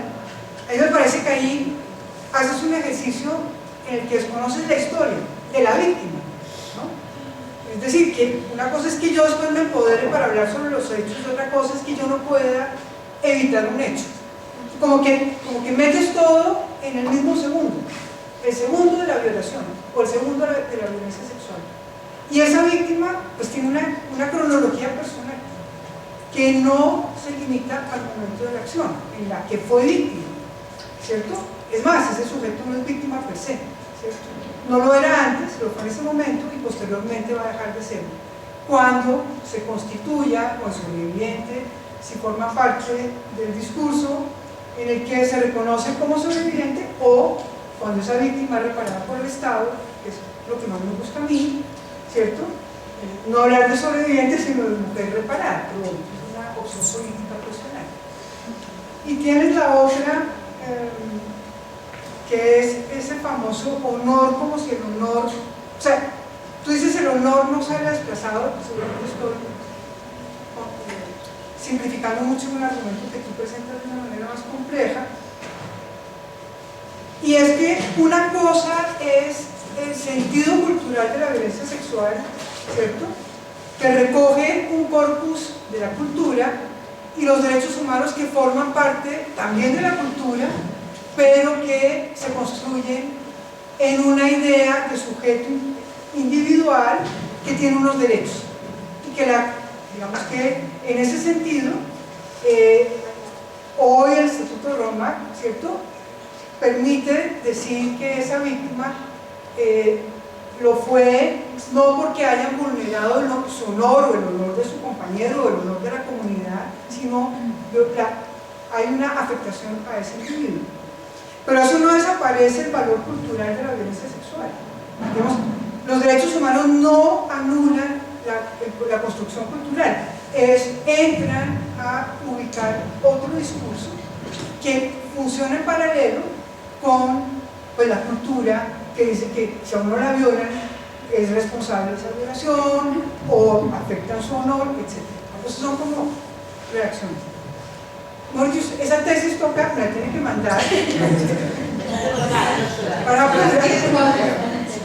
poder hacer la lectura, y por supuesto que esas fechas, esos cortes, me parece que es muy importante, no pueden ser arbitrarios, y supongo que no lo fueron, pero no vi en tu presentación, no sé si me distraje en ese momento fundamental, ¿por qué en 1990, por qué 2008? Creo que se cumple hoy en este escenario cuando les digo a los estudiantes que inclusive el día de la presentación, de la defensa, salen todos los pliegues posibles para seguir profundizando y seguir investigando el tema. Muy bien. Pues no sé si hay algún otro comentario o algo para... no, pero si nos toca... ¿quién levantó la mano primero? Hacemos estas tres, vamos a ti y cerramos para darle la palabra. Yo creía, sí. Bien, pues vamos contigo. Hola, yo soy Ana María Restrepo y estoy en el tercer semestre del doctorado. Muchas gracias por compartirnos esta pregunta que usted se hizo tan importante.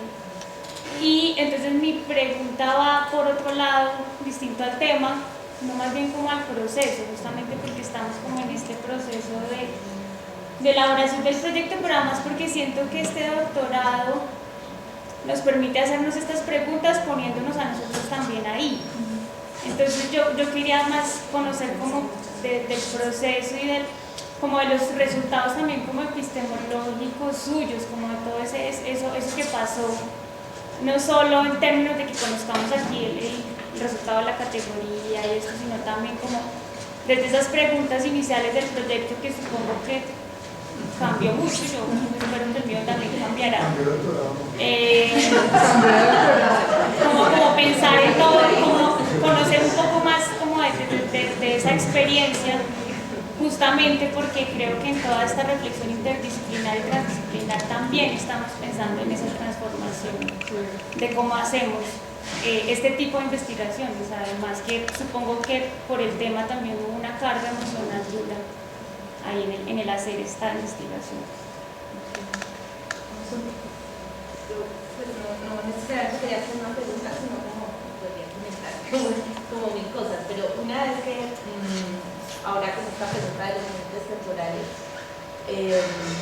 yo pensaba, como por la experiencia de trabajo que hemos compartido y después nos hemos seguido, que es como que muchas de estas tensiones que tú ubicas en este tiempo se siguen repitiendo en el tiempo, es decir, son tensiones que no se resuelven en esos años, sino que se mantienen, después con variaciones, ¿no? Yo recuerdo en el año 2010, cuando empecé a trabajar con mujeres víctimas de violencia sexual, que era como un ejercicio de buscar debajo de las piedras, ¿no? Era como uno tenía que poderse llegar a una comunidad y saber con quién hablar, porque no se podía contar. Y hoy hay organizaciones de víctimas en todas partes que llegan y que las mujeres no tienen vergüenza, sí, no tienen ese lugar de vergüenza de decir somos víctimas, pero en ese momento, o sea, 2 años después del corte de la investigación, seguía apareciendo como un tema invisible, aunque ya era posible hablar de la... Era como parte del proceso poder hablar. Pero creo que muchas de esas tensiones se mantienen hoy todavía. Y pensaba que hay muchos temas conexos con la investigación, como de cosas que a uno se le podrían ocurrir. Pensaba, por ejemplo, en este lugar de las experticias, cómo se construye una idea de... Bueno, yo soy psicóloga, así que cómo se construye la idea de cómo entender los impactos que genera la violencia sexual contra las mujeres. Desde una idea general del trauma, que es parte de la historia del enfoque psicosocial, como tú hablabas de atención psicosocial, hay una pregunta ahí, ¿por qué se llama psicosocial acá en Colombia y no de otra manera? Y eso tiene historia en las mujeres, pero en otros lugares.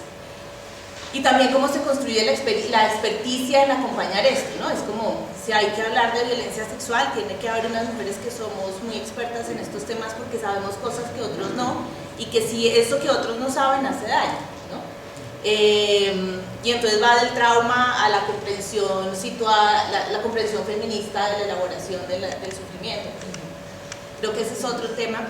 Y un tercer lugar que me parece para también recoger es como pues esta posibilidad, me parece que muchas riquezas de esta investigación también tienen que ver con que es un ejercicio muy interesante de investigar desde el alma para poner desde el alma, digamos, desde entender una experiencia que fue muy dura, quiero decir, un trabajo que es muy difícil de entender, un problema que no es suficientemente comprensible.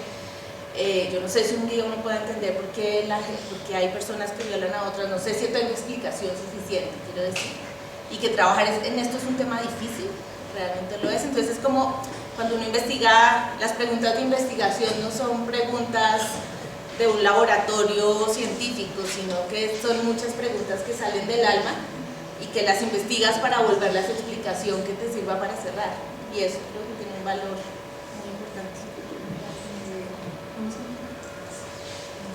Hola, buenas tardes, buenas noches casi. Nada, pues mi impresión cuando dices que duraste 8 años, yo voy en el primer semestre.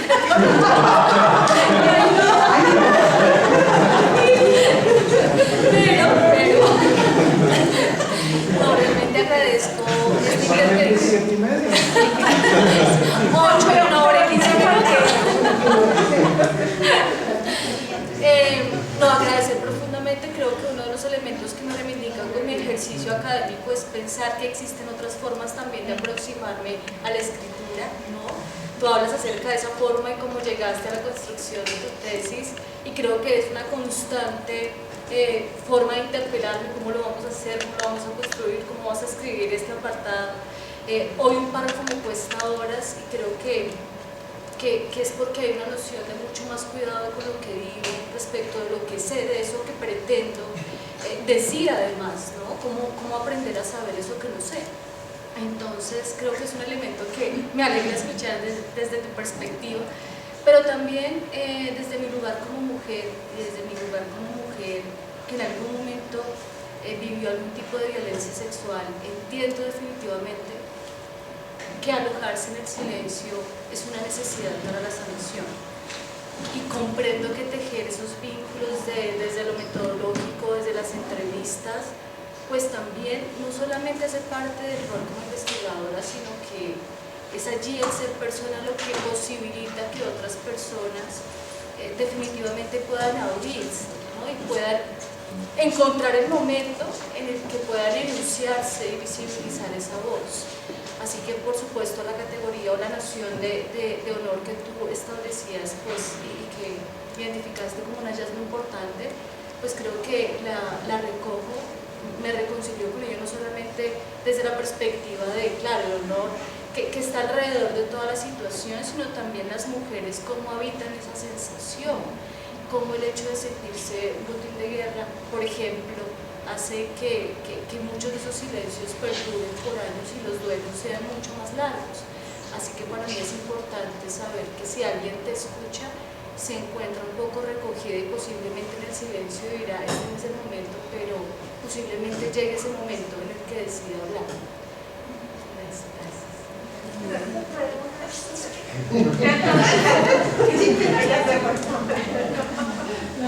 Gracias. Bueno, gracias, de verdad, por este ejercicio que además sé que estuvo atravesado por muchas cosas vitales y eso creo que es lo que también nos ayuda a hacer este tipo de ejercicio. Yo creo que es muy importante poder reconocer cómo la violencia sexual se cristaliza en ese escenario de lo público muy vinculado a lo jurídico, pero yo estaba pensando eso cómo incide en toda una manera de operar el Estado y eso cómo en últimas termina incidiendo incluso en la posibilidad de realización de derechos de las mujeres más allá de cómo se cristalizó el concepto público de violencia sexual.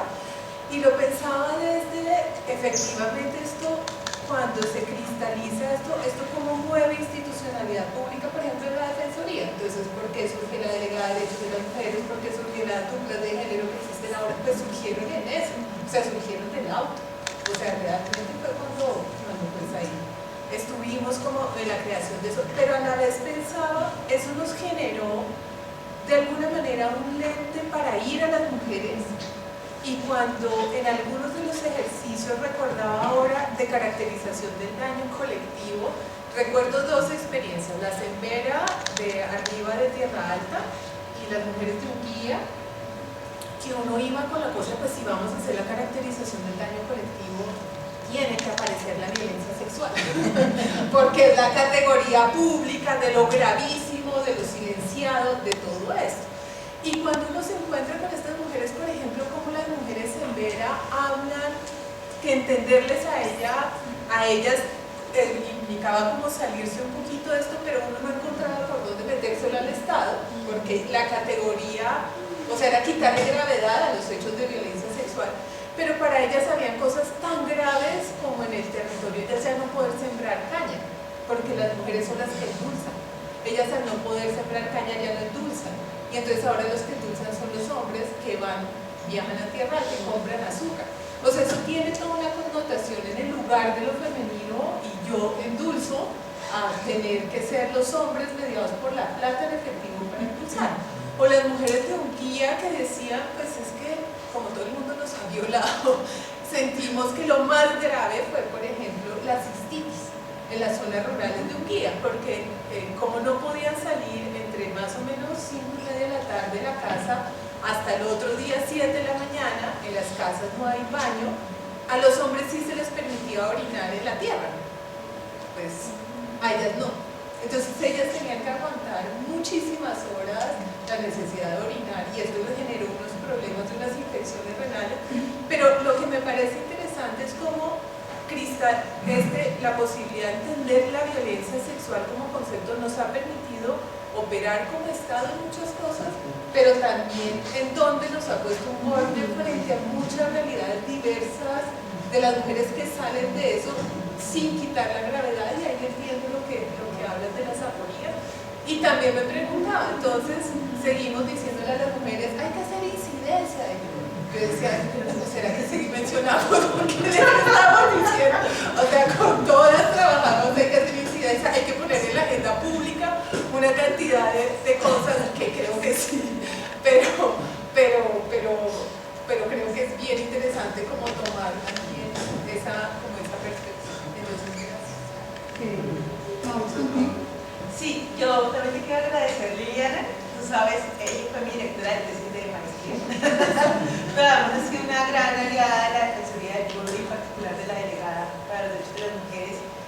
siempre nos has puesto a pensarnos, a pensar el qué hacer. Y a parar y hacer un alto en el camino y reflexionar sobre las tensiones, por ejemplo, que hoy pones en evidencia y que a veces, por ejemplo, desde mi experiencia particular como una feminista, que se pueda trabajar a una entidad del Estado al quehacer, a defender los derechos humanos, se vuelve a veces muy técnico, ¿no? Una cosa tecnicista que evita que a veces reflexiones sobre las tensiones que hay aquí alrededor de las categorías, los conceptos, y lo que te importa es pensarte cómo estratégicamente yo puedo incidir ante el gobierno, ante el Estado, para que responda, porque lo que me interesa ahora es que alguien le responda a estas mujeres que son o víctimas o sobrevivientes o como queramos denominarlas, porque al final eso es lo que está en la agenda pública. Entonces, en este debate, por ejemplo, con las mujeres que pasaron de estar silenciadas a hablarlo, y luego, bueno, ahora en otro momento que vuelven a estar silenciadas por otros factores, y es como entonces le buscamos una norma para que pueda el Estado responder a eso que está pasando a las mujeres. Y entonces allí viene un ejercicio de que digamos de que nos pusimos en un momento de decir, bueno, la violencia sexual es gravísima y es lo más grave que le puede pasar a las mujeres, omitiendo todo eso que les pasaba a ellas y las otras violencias que ocurrían no solo en el conflicto armado, sino en ese continuum que viven las mujeres de la violencia. Y cuando tú hablabas sobre el honor y sobre todas estas tensiones, yo pensaba, claro, en un momento perdemos la perspectiva y perdemos la posibilidad de ir más allá para quedarnos en lo técnico y volvernos un procedimiento. Porque además trabajamos con seres humanos, trabajamos con las mujeres, con esa mujer que vivió el hecho. Y el sentido también de reflexionar tiene que ver también con humanizar lo que hacemos, ¿no? Y entonces yo pienso cuántas personas hay en el Estado y en el gobierno que trabajan estos temas que no tienen estas reflexiones, y por eso yo pienso que estas reflexiones que tú planteas aquí son tan necesarias para quienes trabajamos estos temas, porque, insisto, es el momento de hacer un alto en el camino, de revisar nuevamente cuál es la problemática, qué hay aquí, que está dialogando, que está en tensión, y que nos vuelva, digamos, a dar un sentido de qué es lo que estamos haciendo con ellas y para ellas, o con ellas. Gracias. Bueno, y voy a tratar de sí, ser sí. No, cosas como muy puntuales. Para mí este era un ejercicio muy importante porque era entregar algo que yo había hecho y entregarlo a personas que fueron parte de estos procesos. Así que gracias, Piedad, por las palabras, que son palabras muy cargadas de experiencia también. Yo valoro profundamente eso y siempre escribí esta tesis con algo de temor, ¿no? De temor, porque yo fui parte de un pedacito de esto, pero no de todo, y siempre da mucho miedo decir algo impreciso, ¿no? Entonces, cosas muy puntuales. Porque del 90 al 2008 realmente es imposible, muy siguiendo a Foucault, plantear en un momento específico un proceso de emergencia. Sin embargo, las fuentes que yo revisé sí me permiten afirmar que en Colombia solamente se empieza a hablar de violencia sexual en el conflicto armado a partir del año 91, ¿no? Digamos, de las fuentes que yo encuentro. En parte porque antes de esa época no se hablaba de conflicto armado propiamente, digamos, inclusive hablábamos mucho más de violencia, el término de ahora la violencia sociopolítica, pero otras formas de violencia, porque esta noción de conflicto armado mucho más nueva, pero realmente con mucho más énfasis es hacia mediados de los 90. Como no es posible poner radicalmente una fecha, yo estudié fuentes desde los 80, pero es a partir del 90 que estas fuentes aparecen. Y el 2008 sí es que estoy convencida de que el auto 092 y buena parte de lo que han dicho crea un antes y un después, se cristaliza una categoría y la historia es otra después de eso, ¿no? Y es una historia que creo que vale mucho la pena rescatar también. Creo que este ejercicio valdría la pena hacerlo del 2009 al proceso de paz con las FARC, y un nuevo capítulo creo que es lo que estamos viviendo ahora a partir del acuerdo con las FARC y todo lo demás.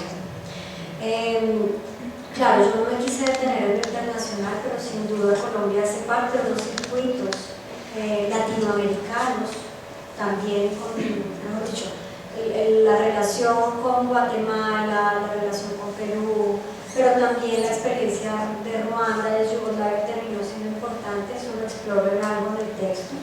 Y me voy a detener es fundamentalmente en el tema de las aporías. Eso que tú dices, Luz, pide la libertad, yo coincido contigo. El problema es que solamente se observa a una víctima en el momento de la victimización. El minuto, 3 minutos, 1 hora, un día que puede durar la victimización. Ese no es un problema de la aporía, ese es un problema de la forma como se ha construido la categoría que hace que todo el antes y todo el después quede invisibilizado en el plano de la justicia. Y en eso, digamos, coincido completamente contigo. Creo que el problema es que la justicia se asienta implícita o explícitamente, y ahí hay un texto que yo traigo de Azúa, ya se me olvidó el apellido, pero es implícito o explícitamente la libertad permea la forma como la justicia se relaciona con la víctima, y eso es parte, digamos, de los números. Pero claramente ha salido en varias intervenciones el tema del honor. Yo coincido contigo, el honor es cultural, pero creo que la narrativa, la forma como la categoría emerge, invisibiliza, niega, oculta en la narrativa el problema del honor. Y lo que yo estoy intentando decir es, ¿vale la pena volver al honor? Es decir, no deberíamos poner sobre la mesa el problema del honor y replanteárnoslo explícitamente y no dejarlo como algo que está debajo manejando un montón de cosas de la categoría, pero que vale la pena ponerlo sobre la mesa de nuevo, ¿no? Eso es un poco lo que yo quiero, y es, volvamos al honor, replanteémonos el honor, ¿no? Las aporías se reproducen, por eso se mantienen, y son capítulos que van y van y van, ¿no? Y entonces buena parte de lo que aparece en esta tesis es el problema de la gente, ¿no? Por poner un ejemplo. Y bueno, podría decir otras cosas, pero pues para cerrar por cuestiones de tiempo, quiero con las compañeras del doctorado simplemente contar brevemente. Fue un proceso muy difícil, muy complejo.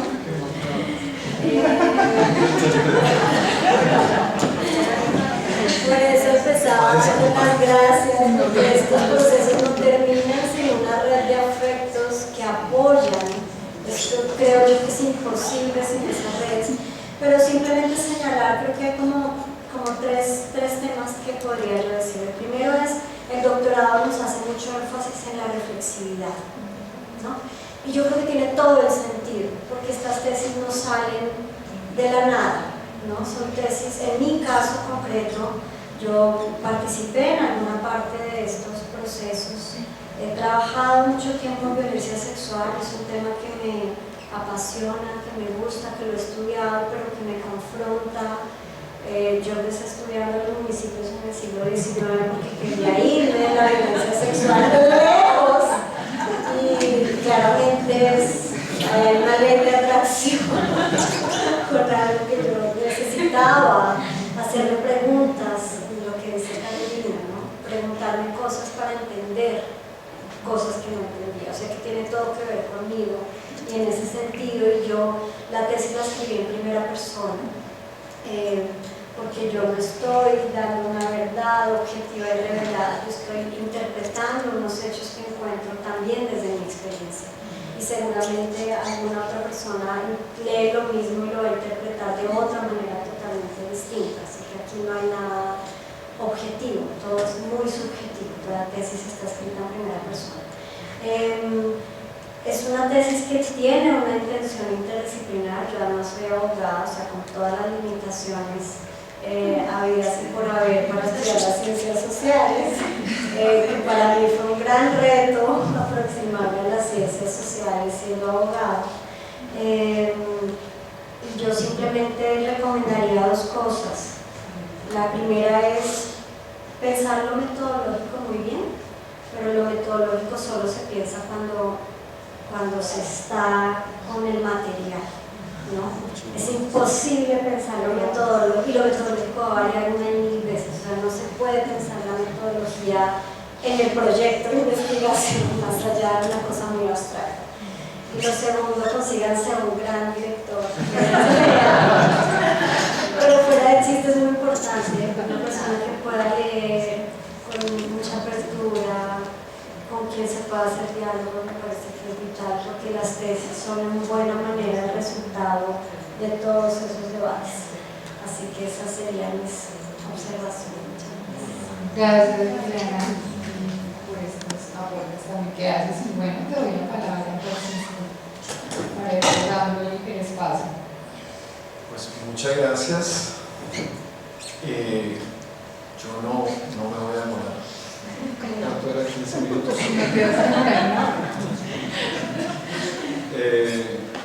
No, pues la verdad es que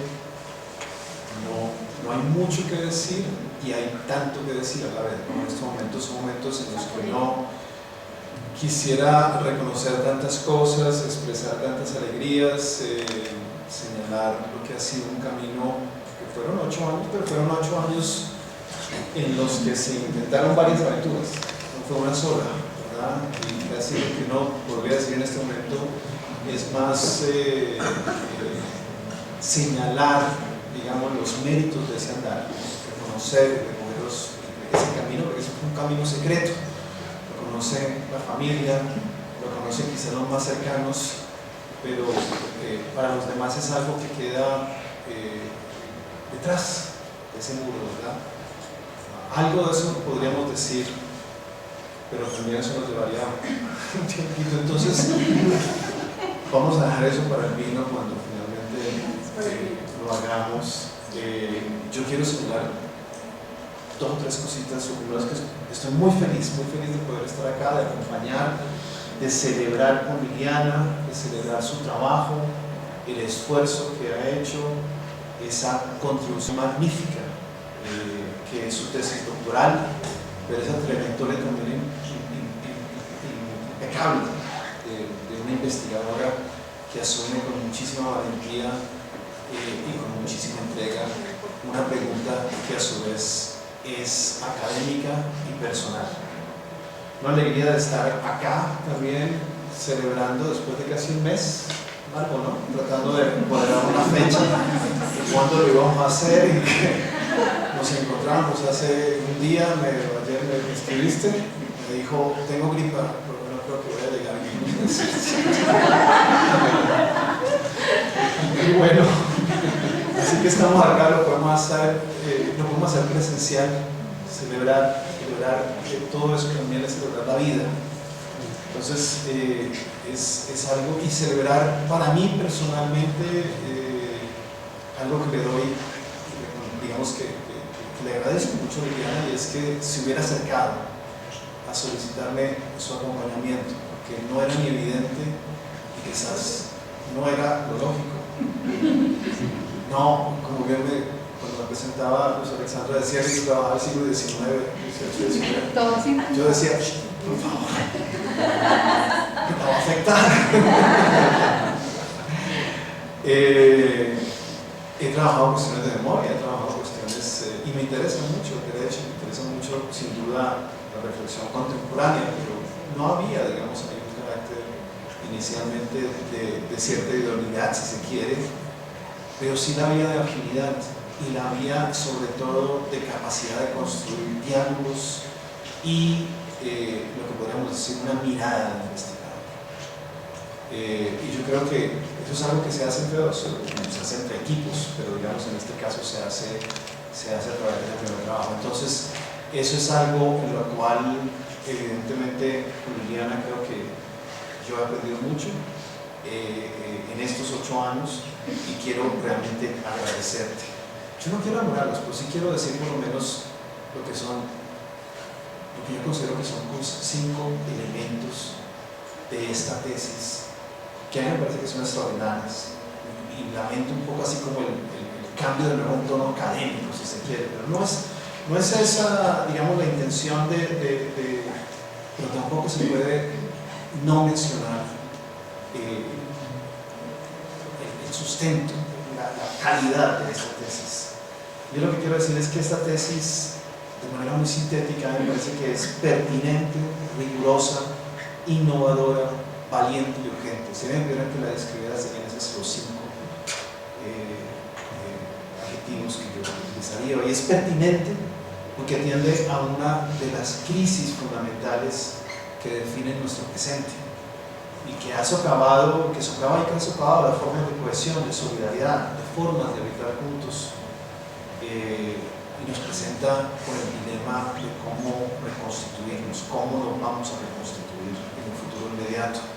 Es una crisis que se llena de una actualidad decisiva, si se quiere, en la medida en que emerge, en este caso, esa categoría jurídica de la cual Liliana nos ha mostrado cómo ha surgido, cómo ha estado el proceso de emergencia en los últimos, en el periodo que nos muestra, pero desde el 90, ¿verdad? Pero aún más importante como problema social en el conflicto colombiano. La tesis de Liliana es pertinente porque es un signo y una respuesta a su tiempo. Es rigurosa porque su identificación, selección y abordaje de las fuentes es magistral. Simplemente para eso lo reconocieron los 3 jurados, que hay que señalar la calidad de esos 3 jurados con una trayectoria y una experiencia enorme, y todas coincidieron en eso. Su examen, tanto de los agentes como de los escenarios, es precisa. No hay omisiones, permite un desarrollo argumental muy riguroso. Su apropiación y desarrollo de ese teórico tan sofisticado como lo pudieron constatar está determinado por la especificidad del problema y no por un intento de hacer gala de sofisticación teórica. No hay jerga, es una lectura muy económica, es una lectura muy tersa. La tesis de Liliana Ya entraron ya 8 años. es rigurosa porque asume la investigación como un proceso que abre un horizonte con sus propias necesidades y lo asume de manera consecuente. Es innovadora porque la tesis de Liliana abre un horizonte de investigación que permanece inédito, y no solo en Colombia, sino a nivel global. Y así deben ser todas las tesis de doctoral, pero no siempre todas las tesis doctorales pueden hacer de la manera que lo hace Liliana. Recupera la agencia de los movimientos sociales, de las mujeres, de las víctimas, en la coproducción de una categoría jurídica y en el posicionamiento de un problema público de primer orden, tanto en lo teórico como en lo político. La tesis de Liliana entonces es innovadora porque toma lo que ya sabíamos y nos los devuelve con nuevas preguntas y nuevas exigencias de investigación.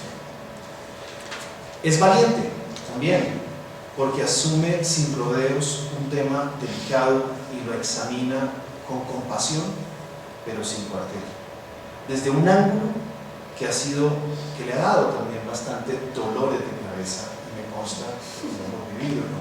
He sido testigo, acompañado este proceso también.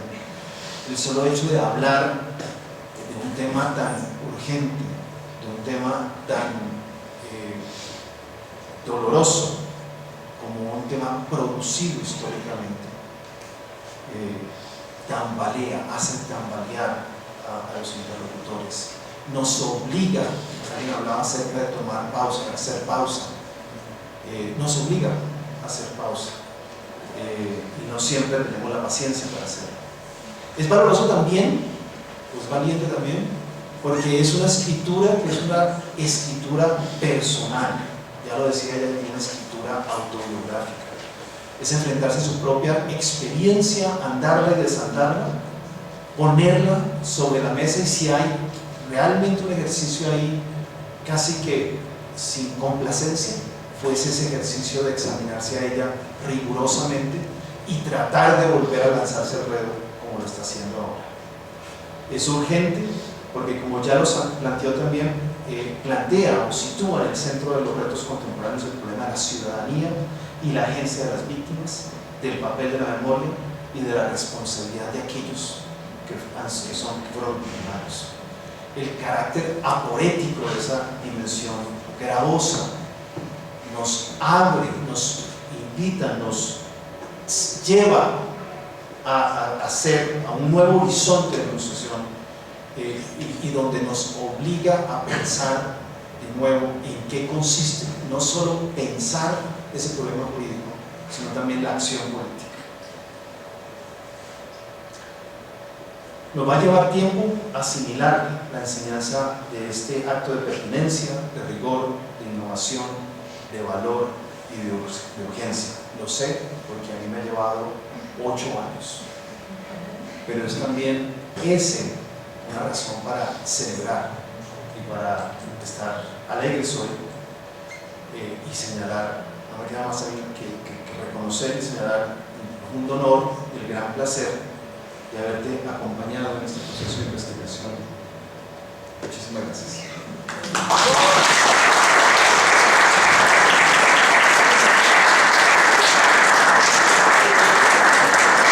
Bueno, para presentarse el doctorado, la coordinación y pues, el equipo de profesoras que estamos allí, queremos invitarlas a una copa de vino.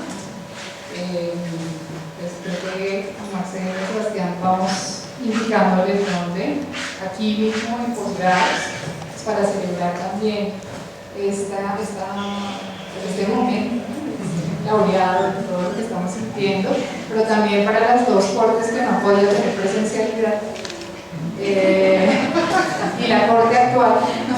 Es un momento también especial, estamos presencialmente. Entonces, muchas gracias a todas y a todos.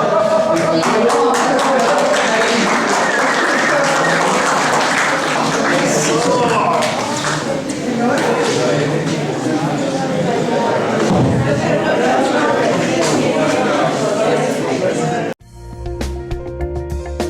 Universidad Nacional de Colombia, proyecto cultural, científico y colectivo de nación.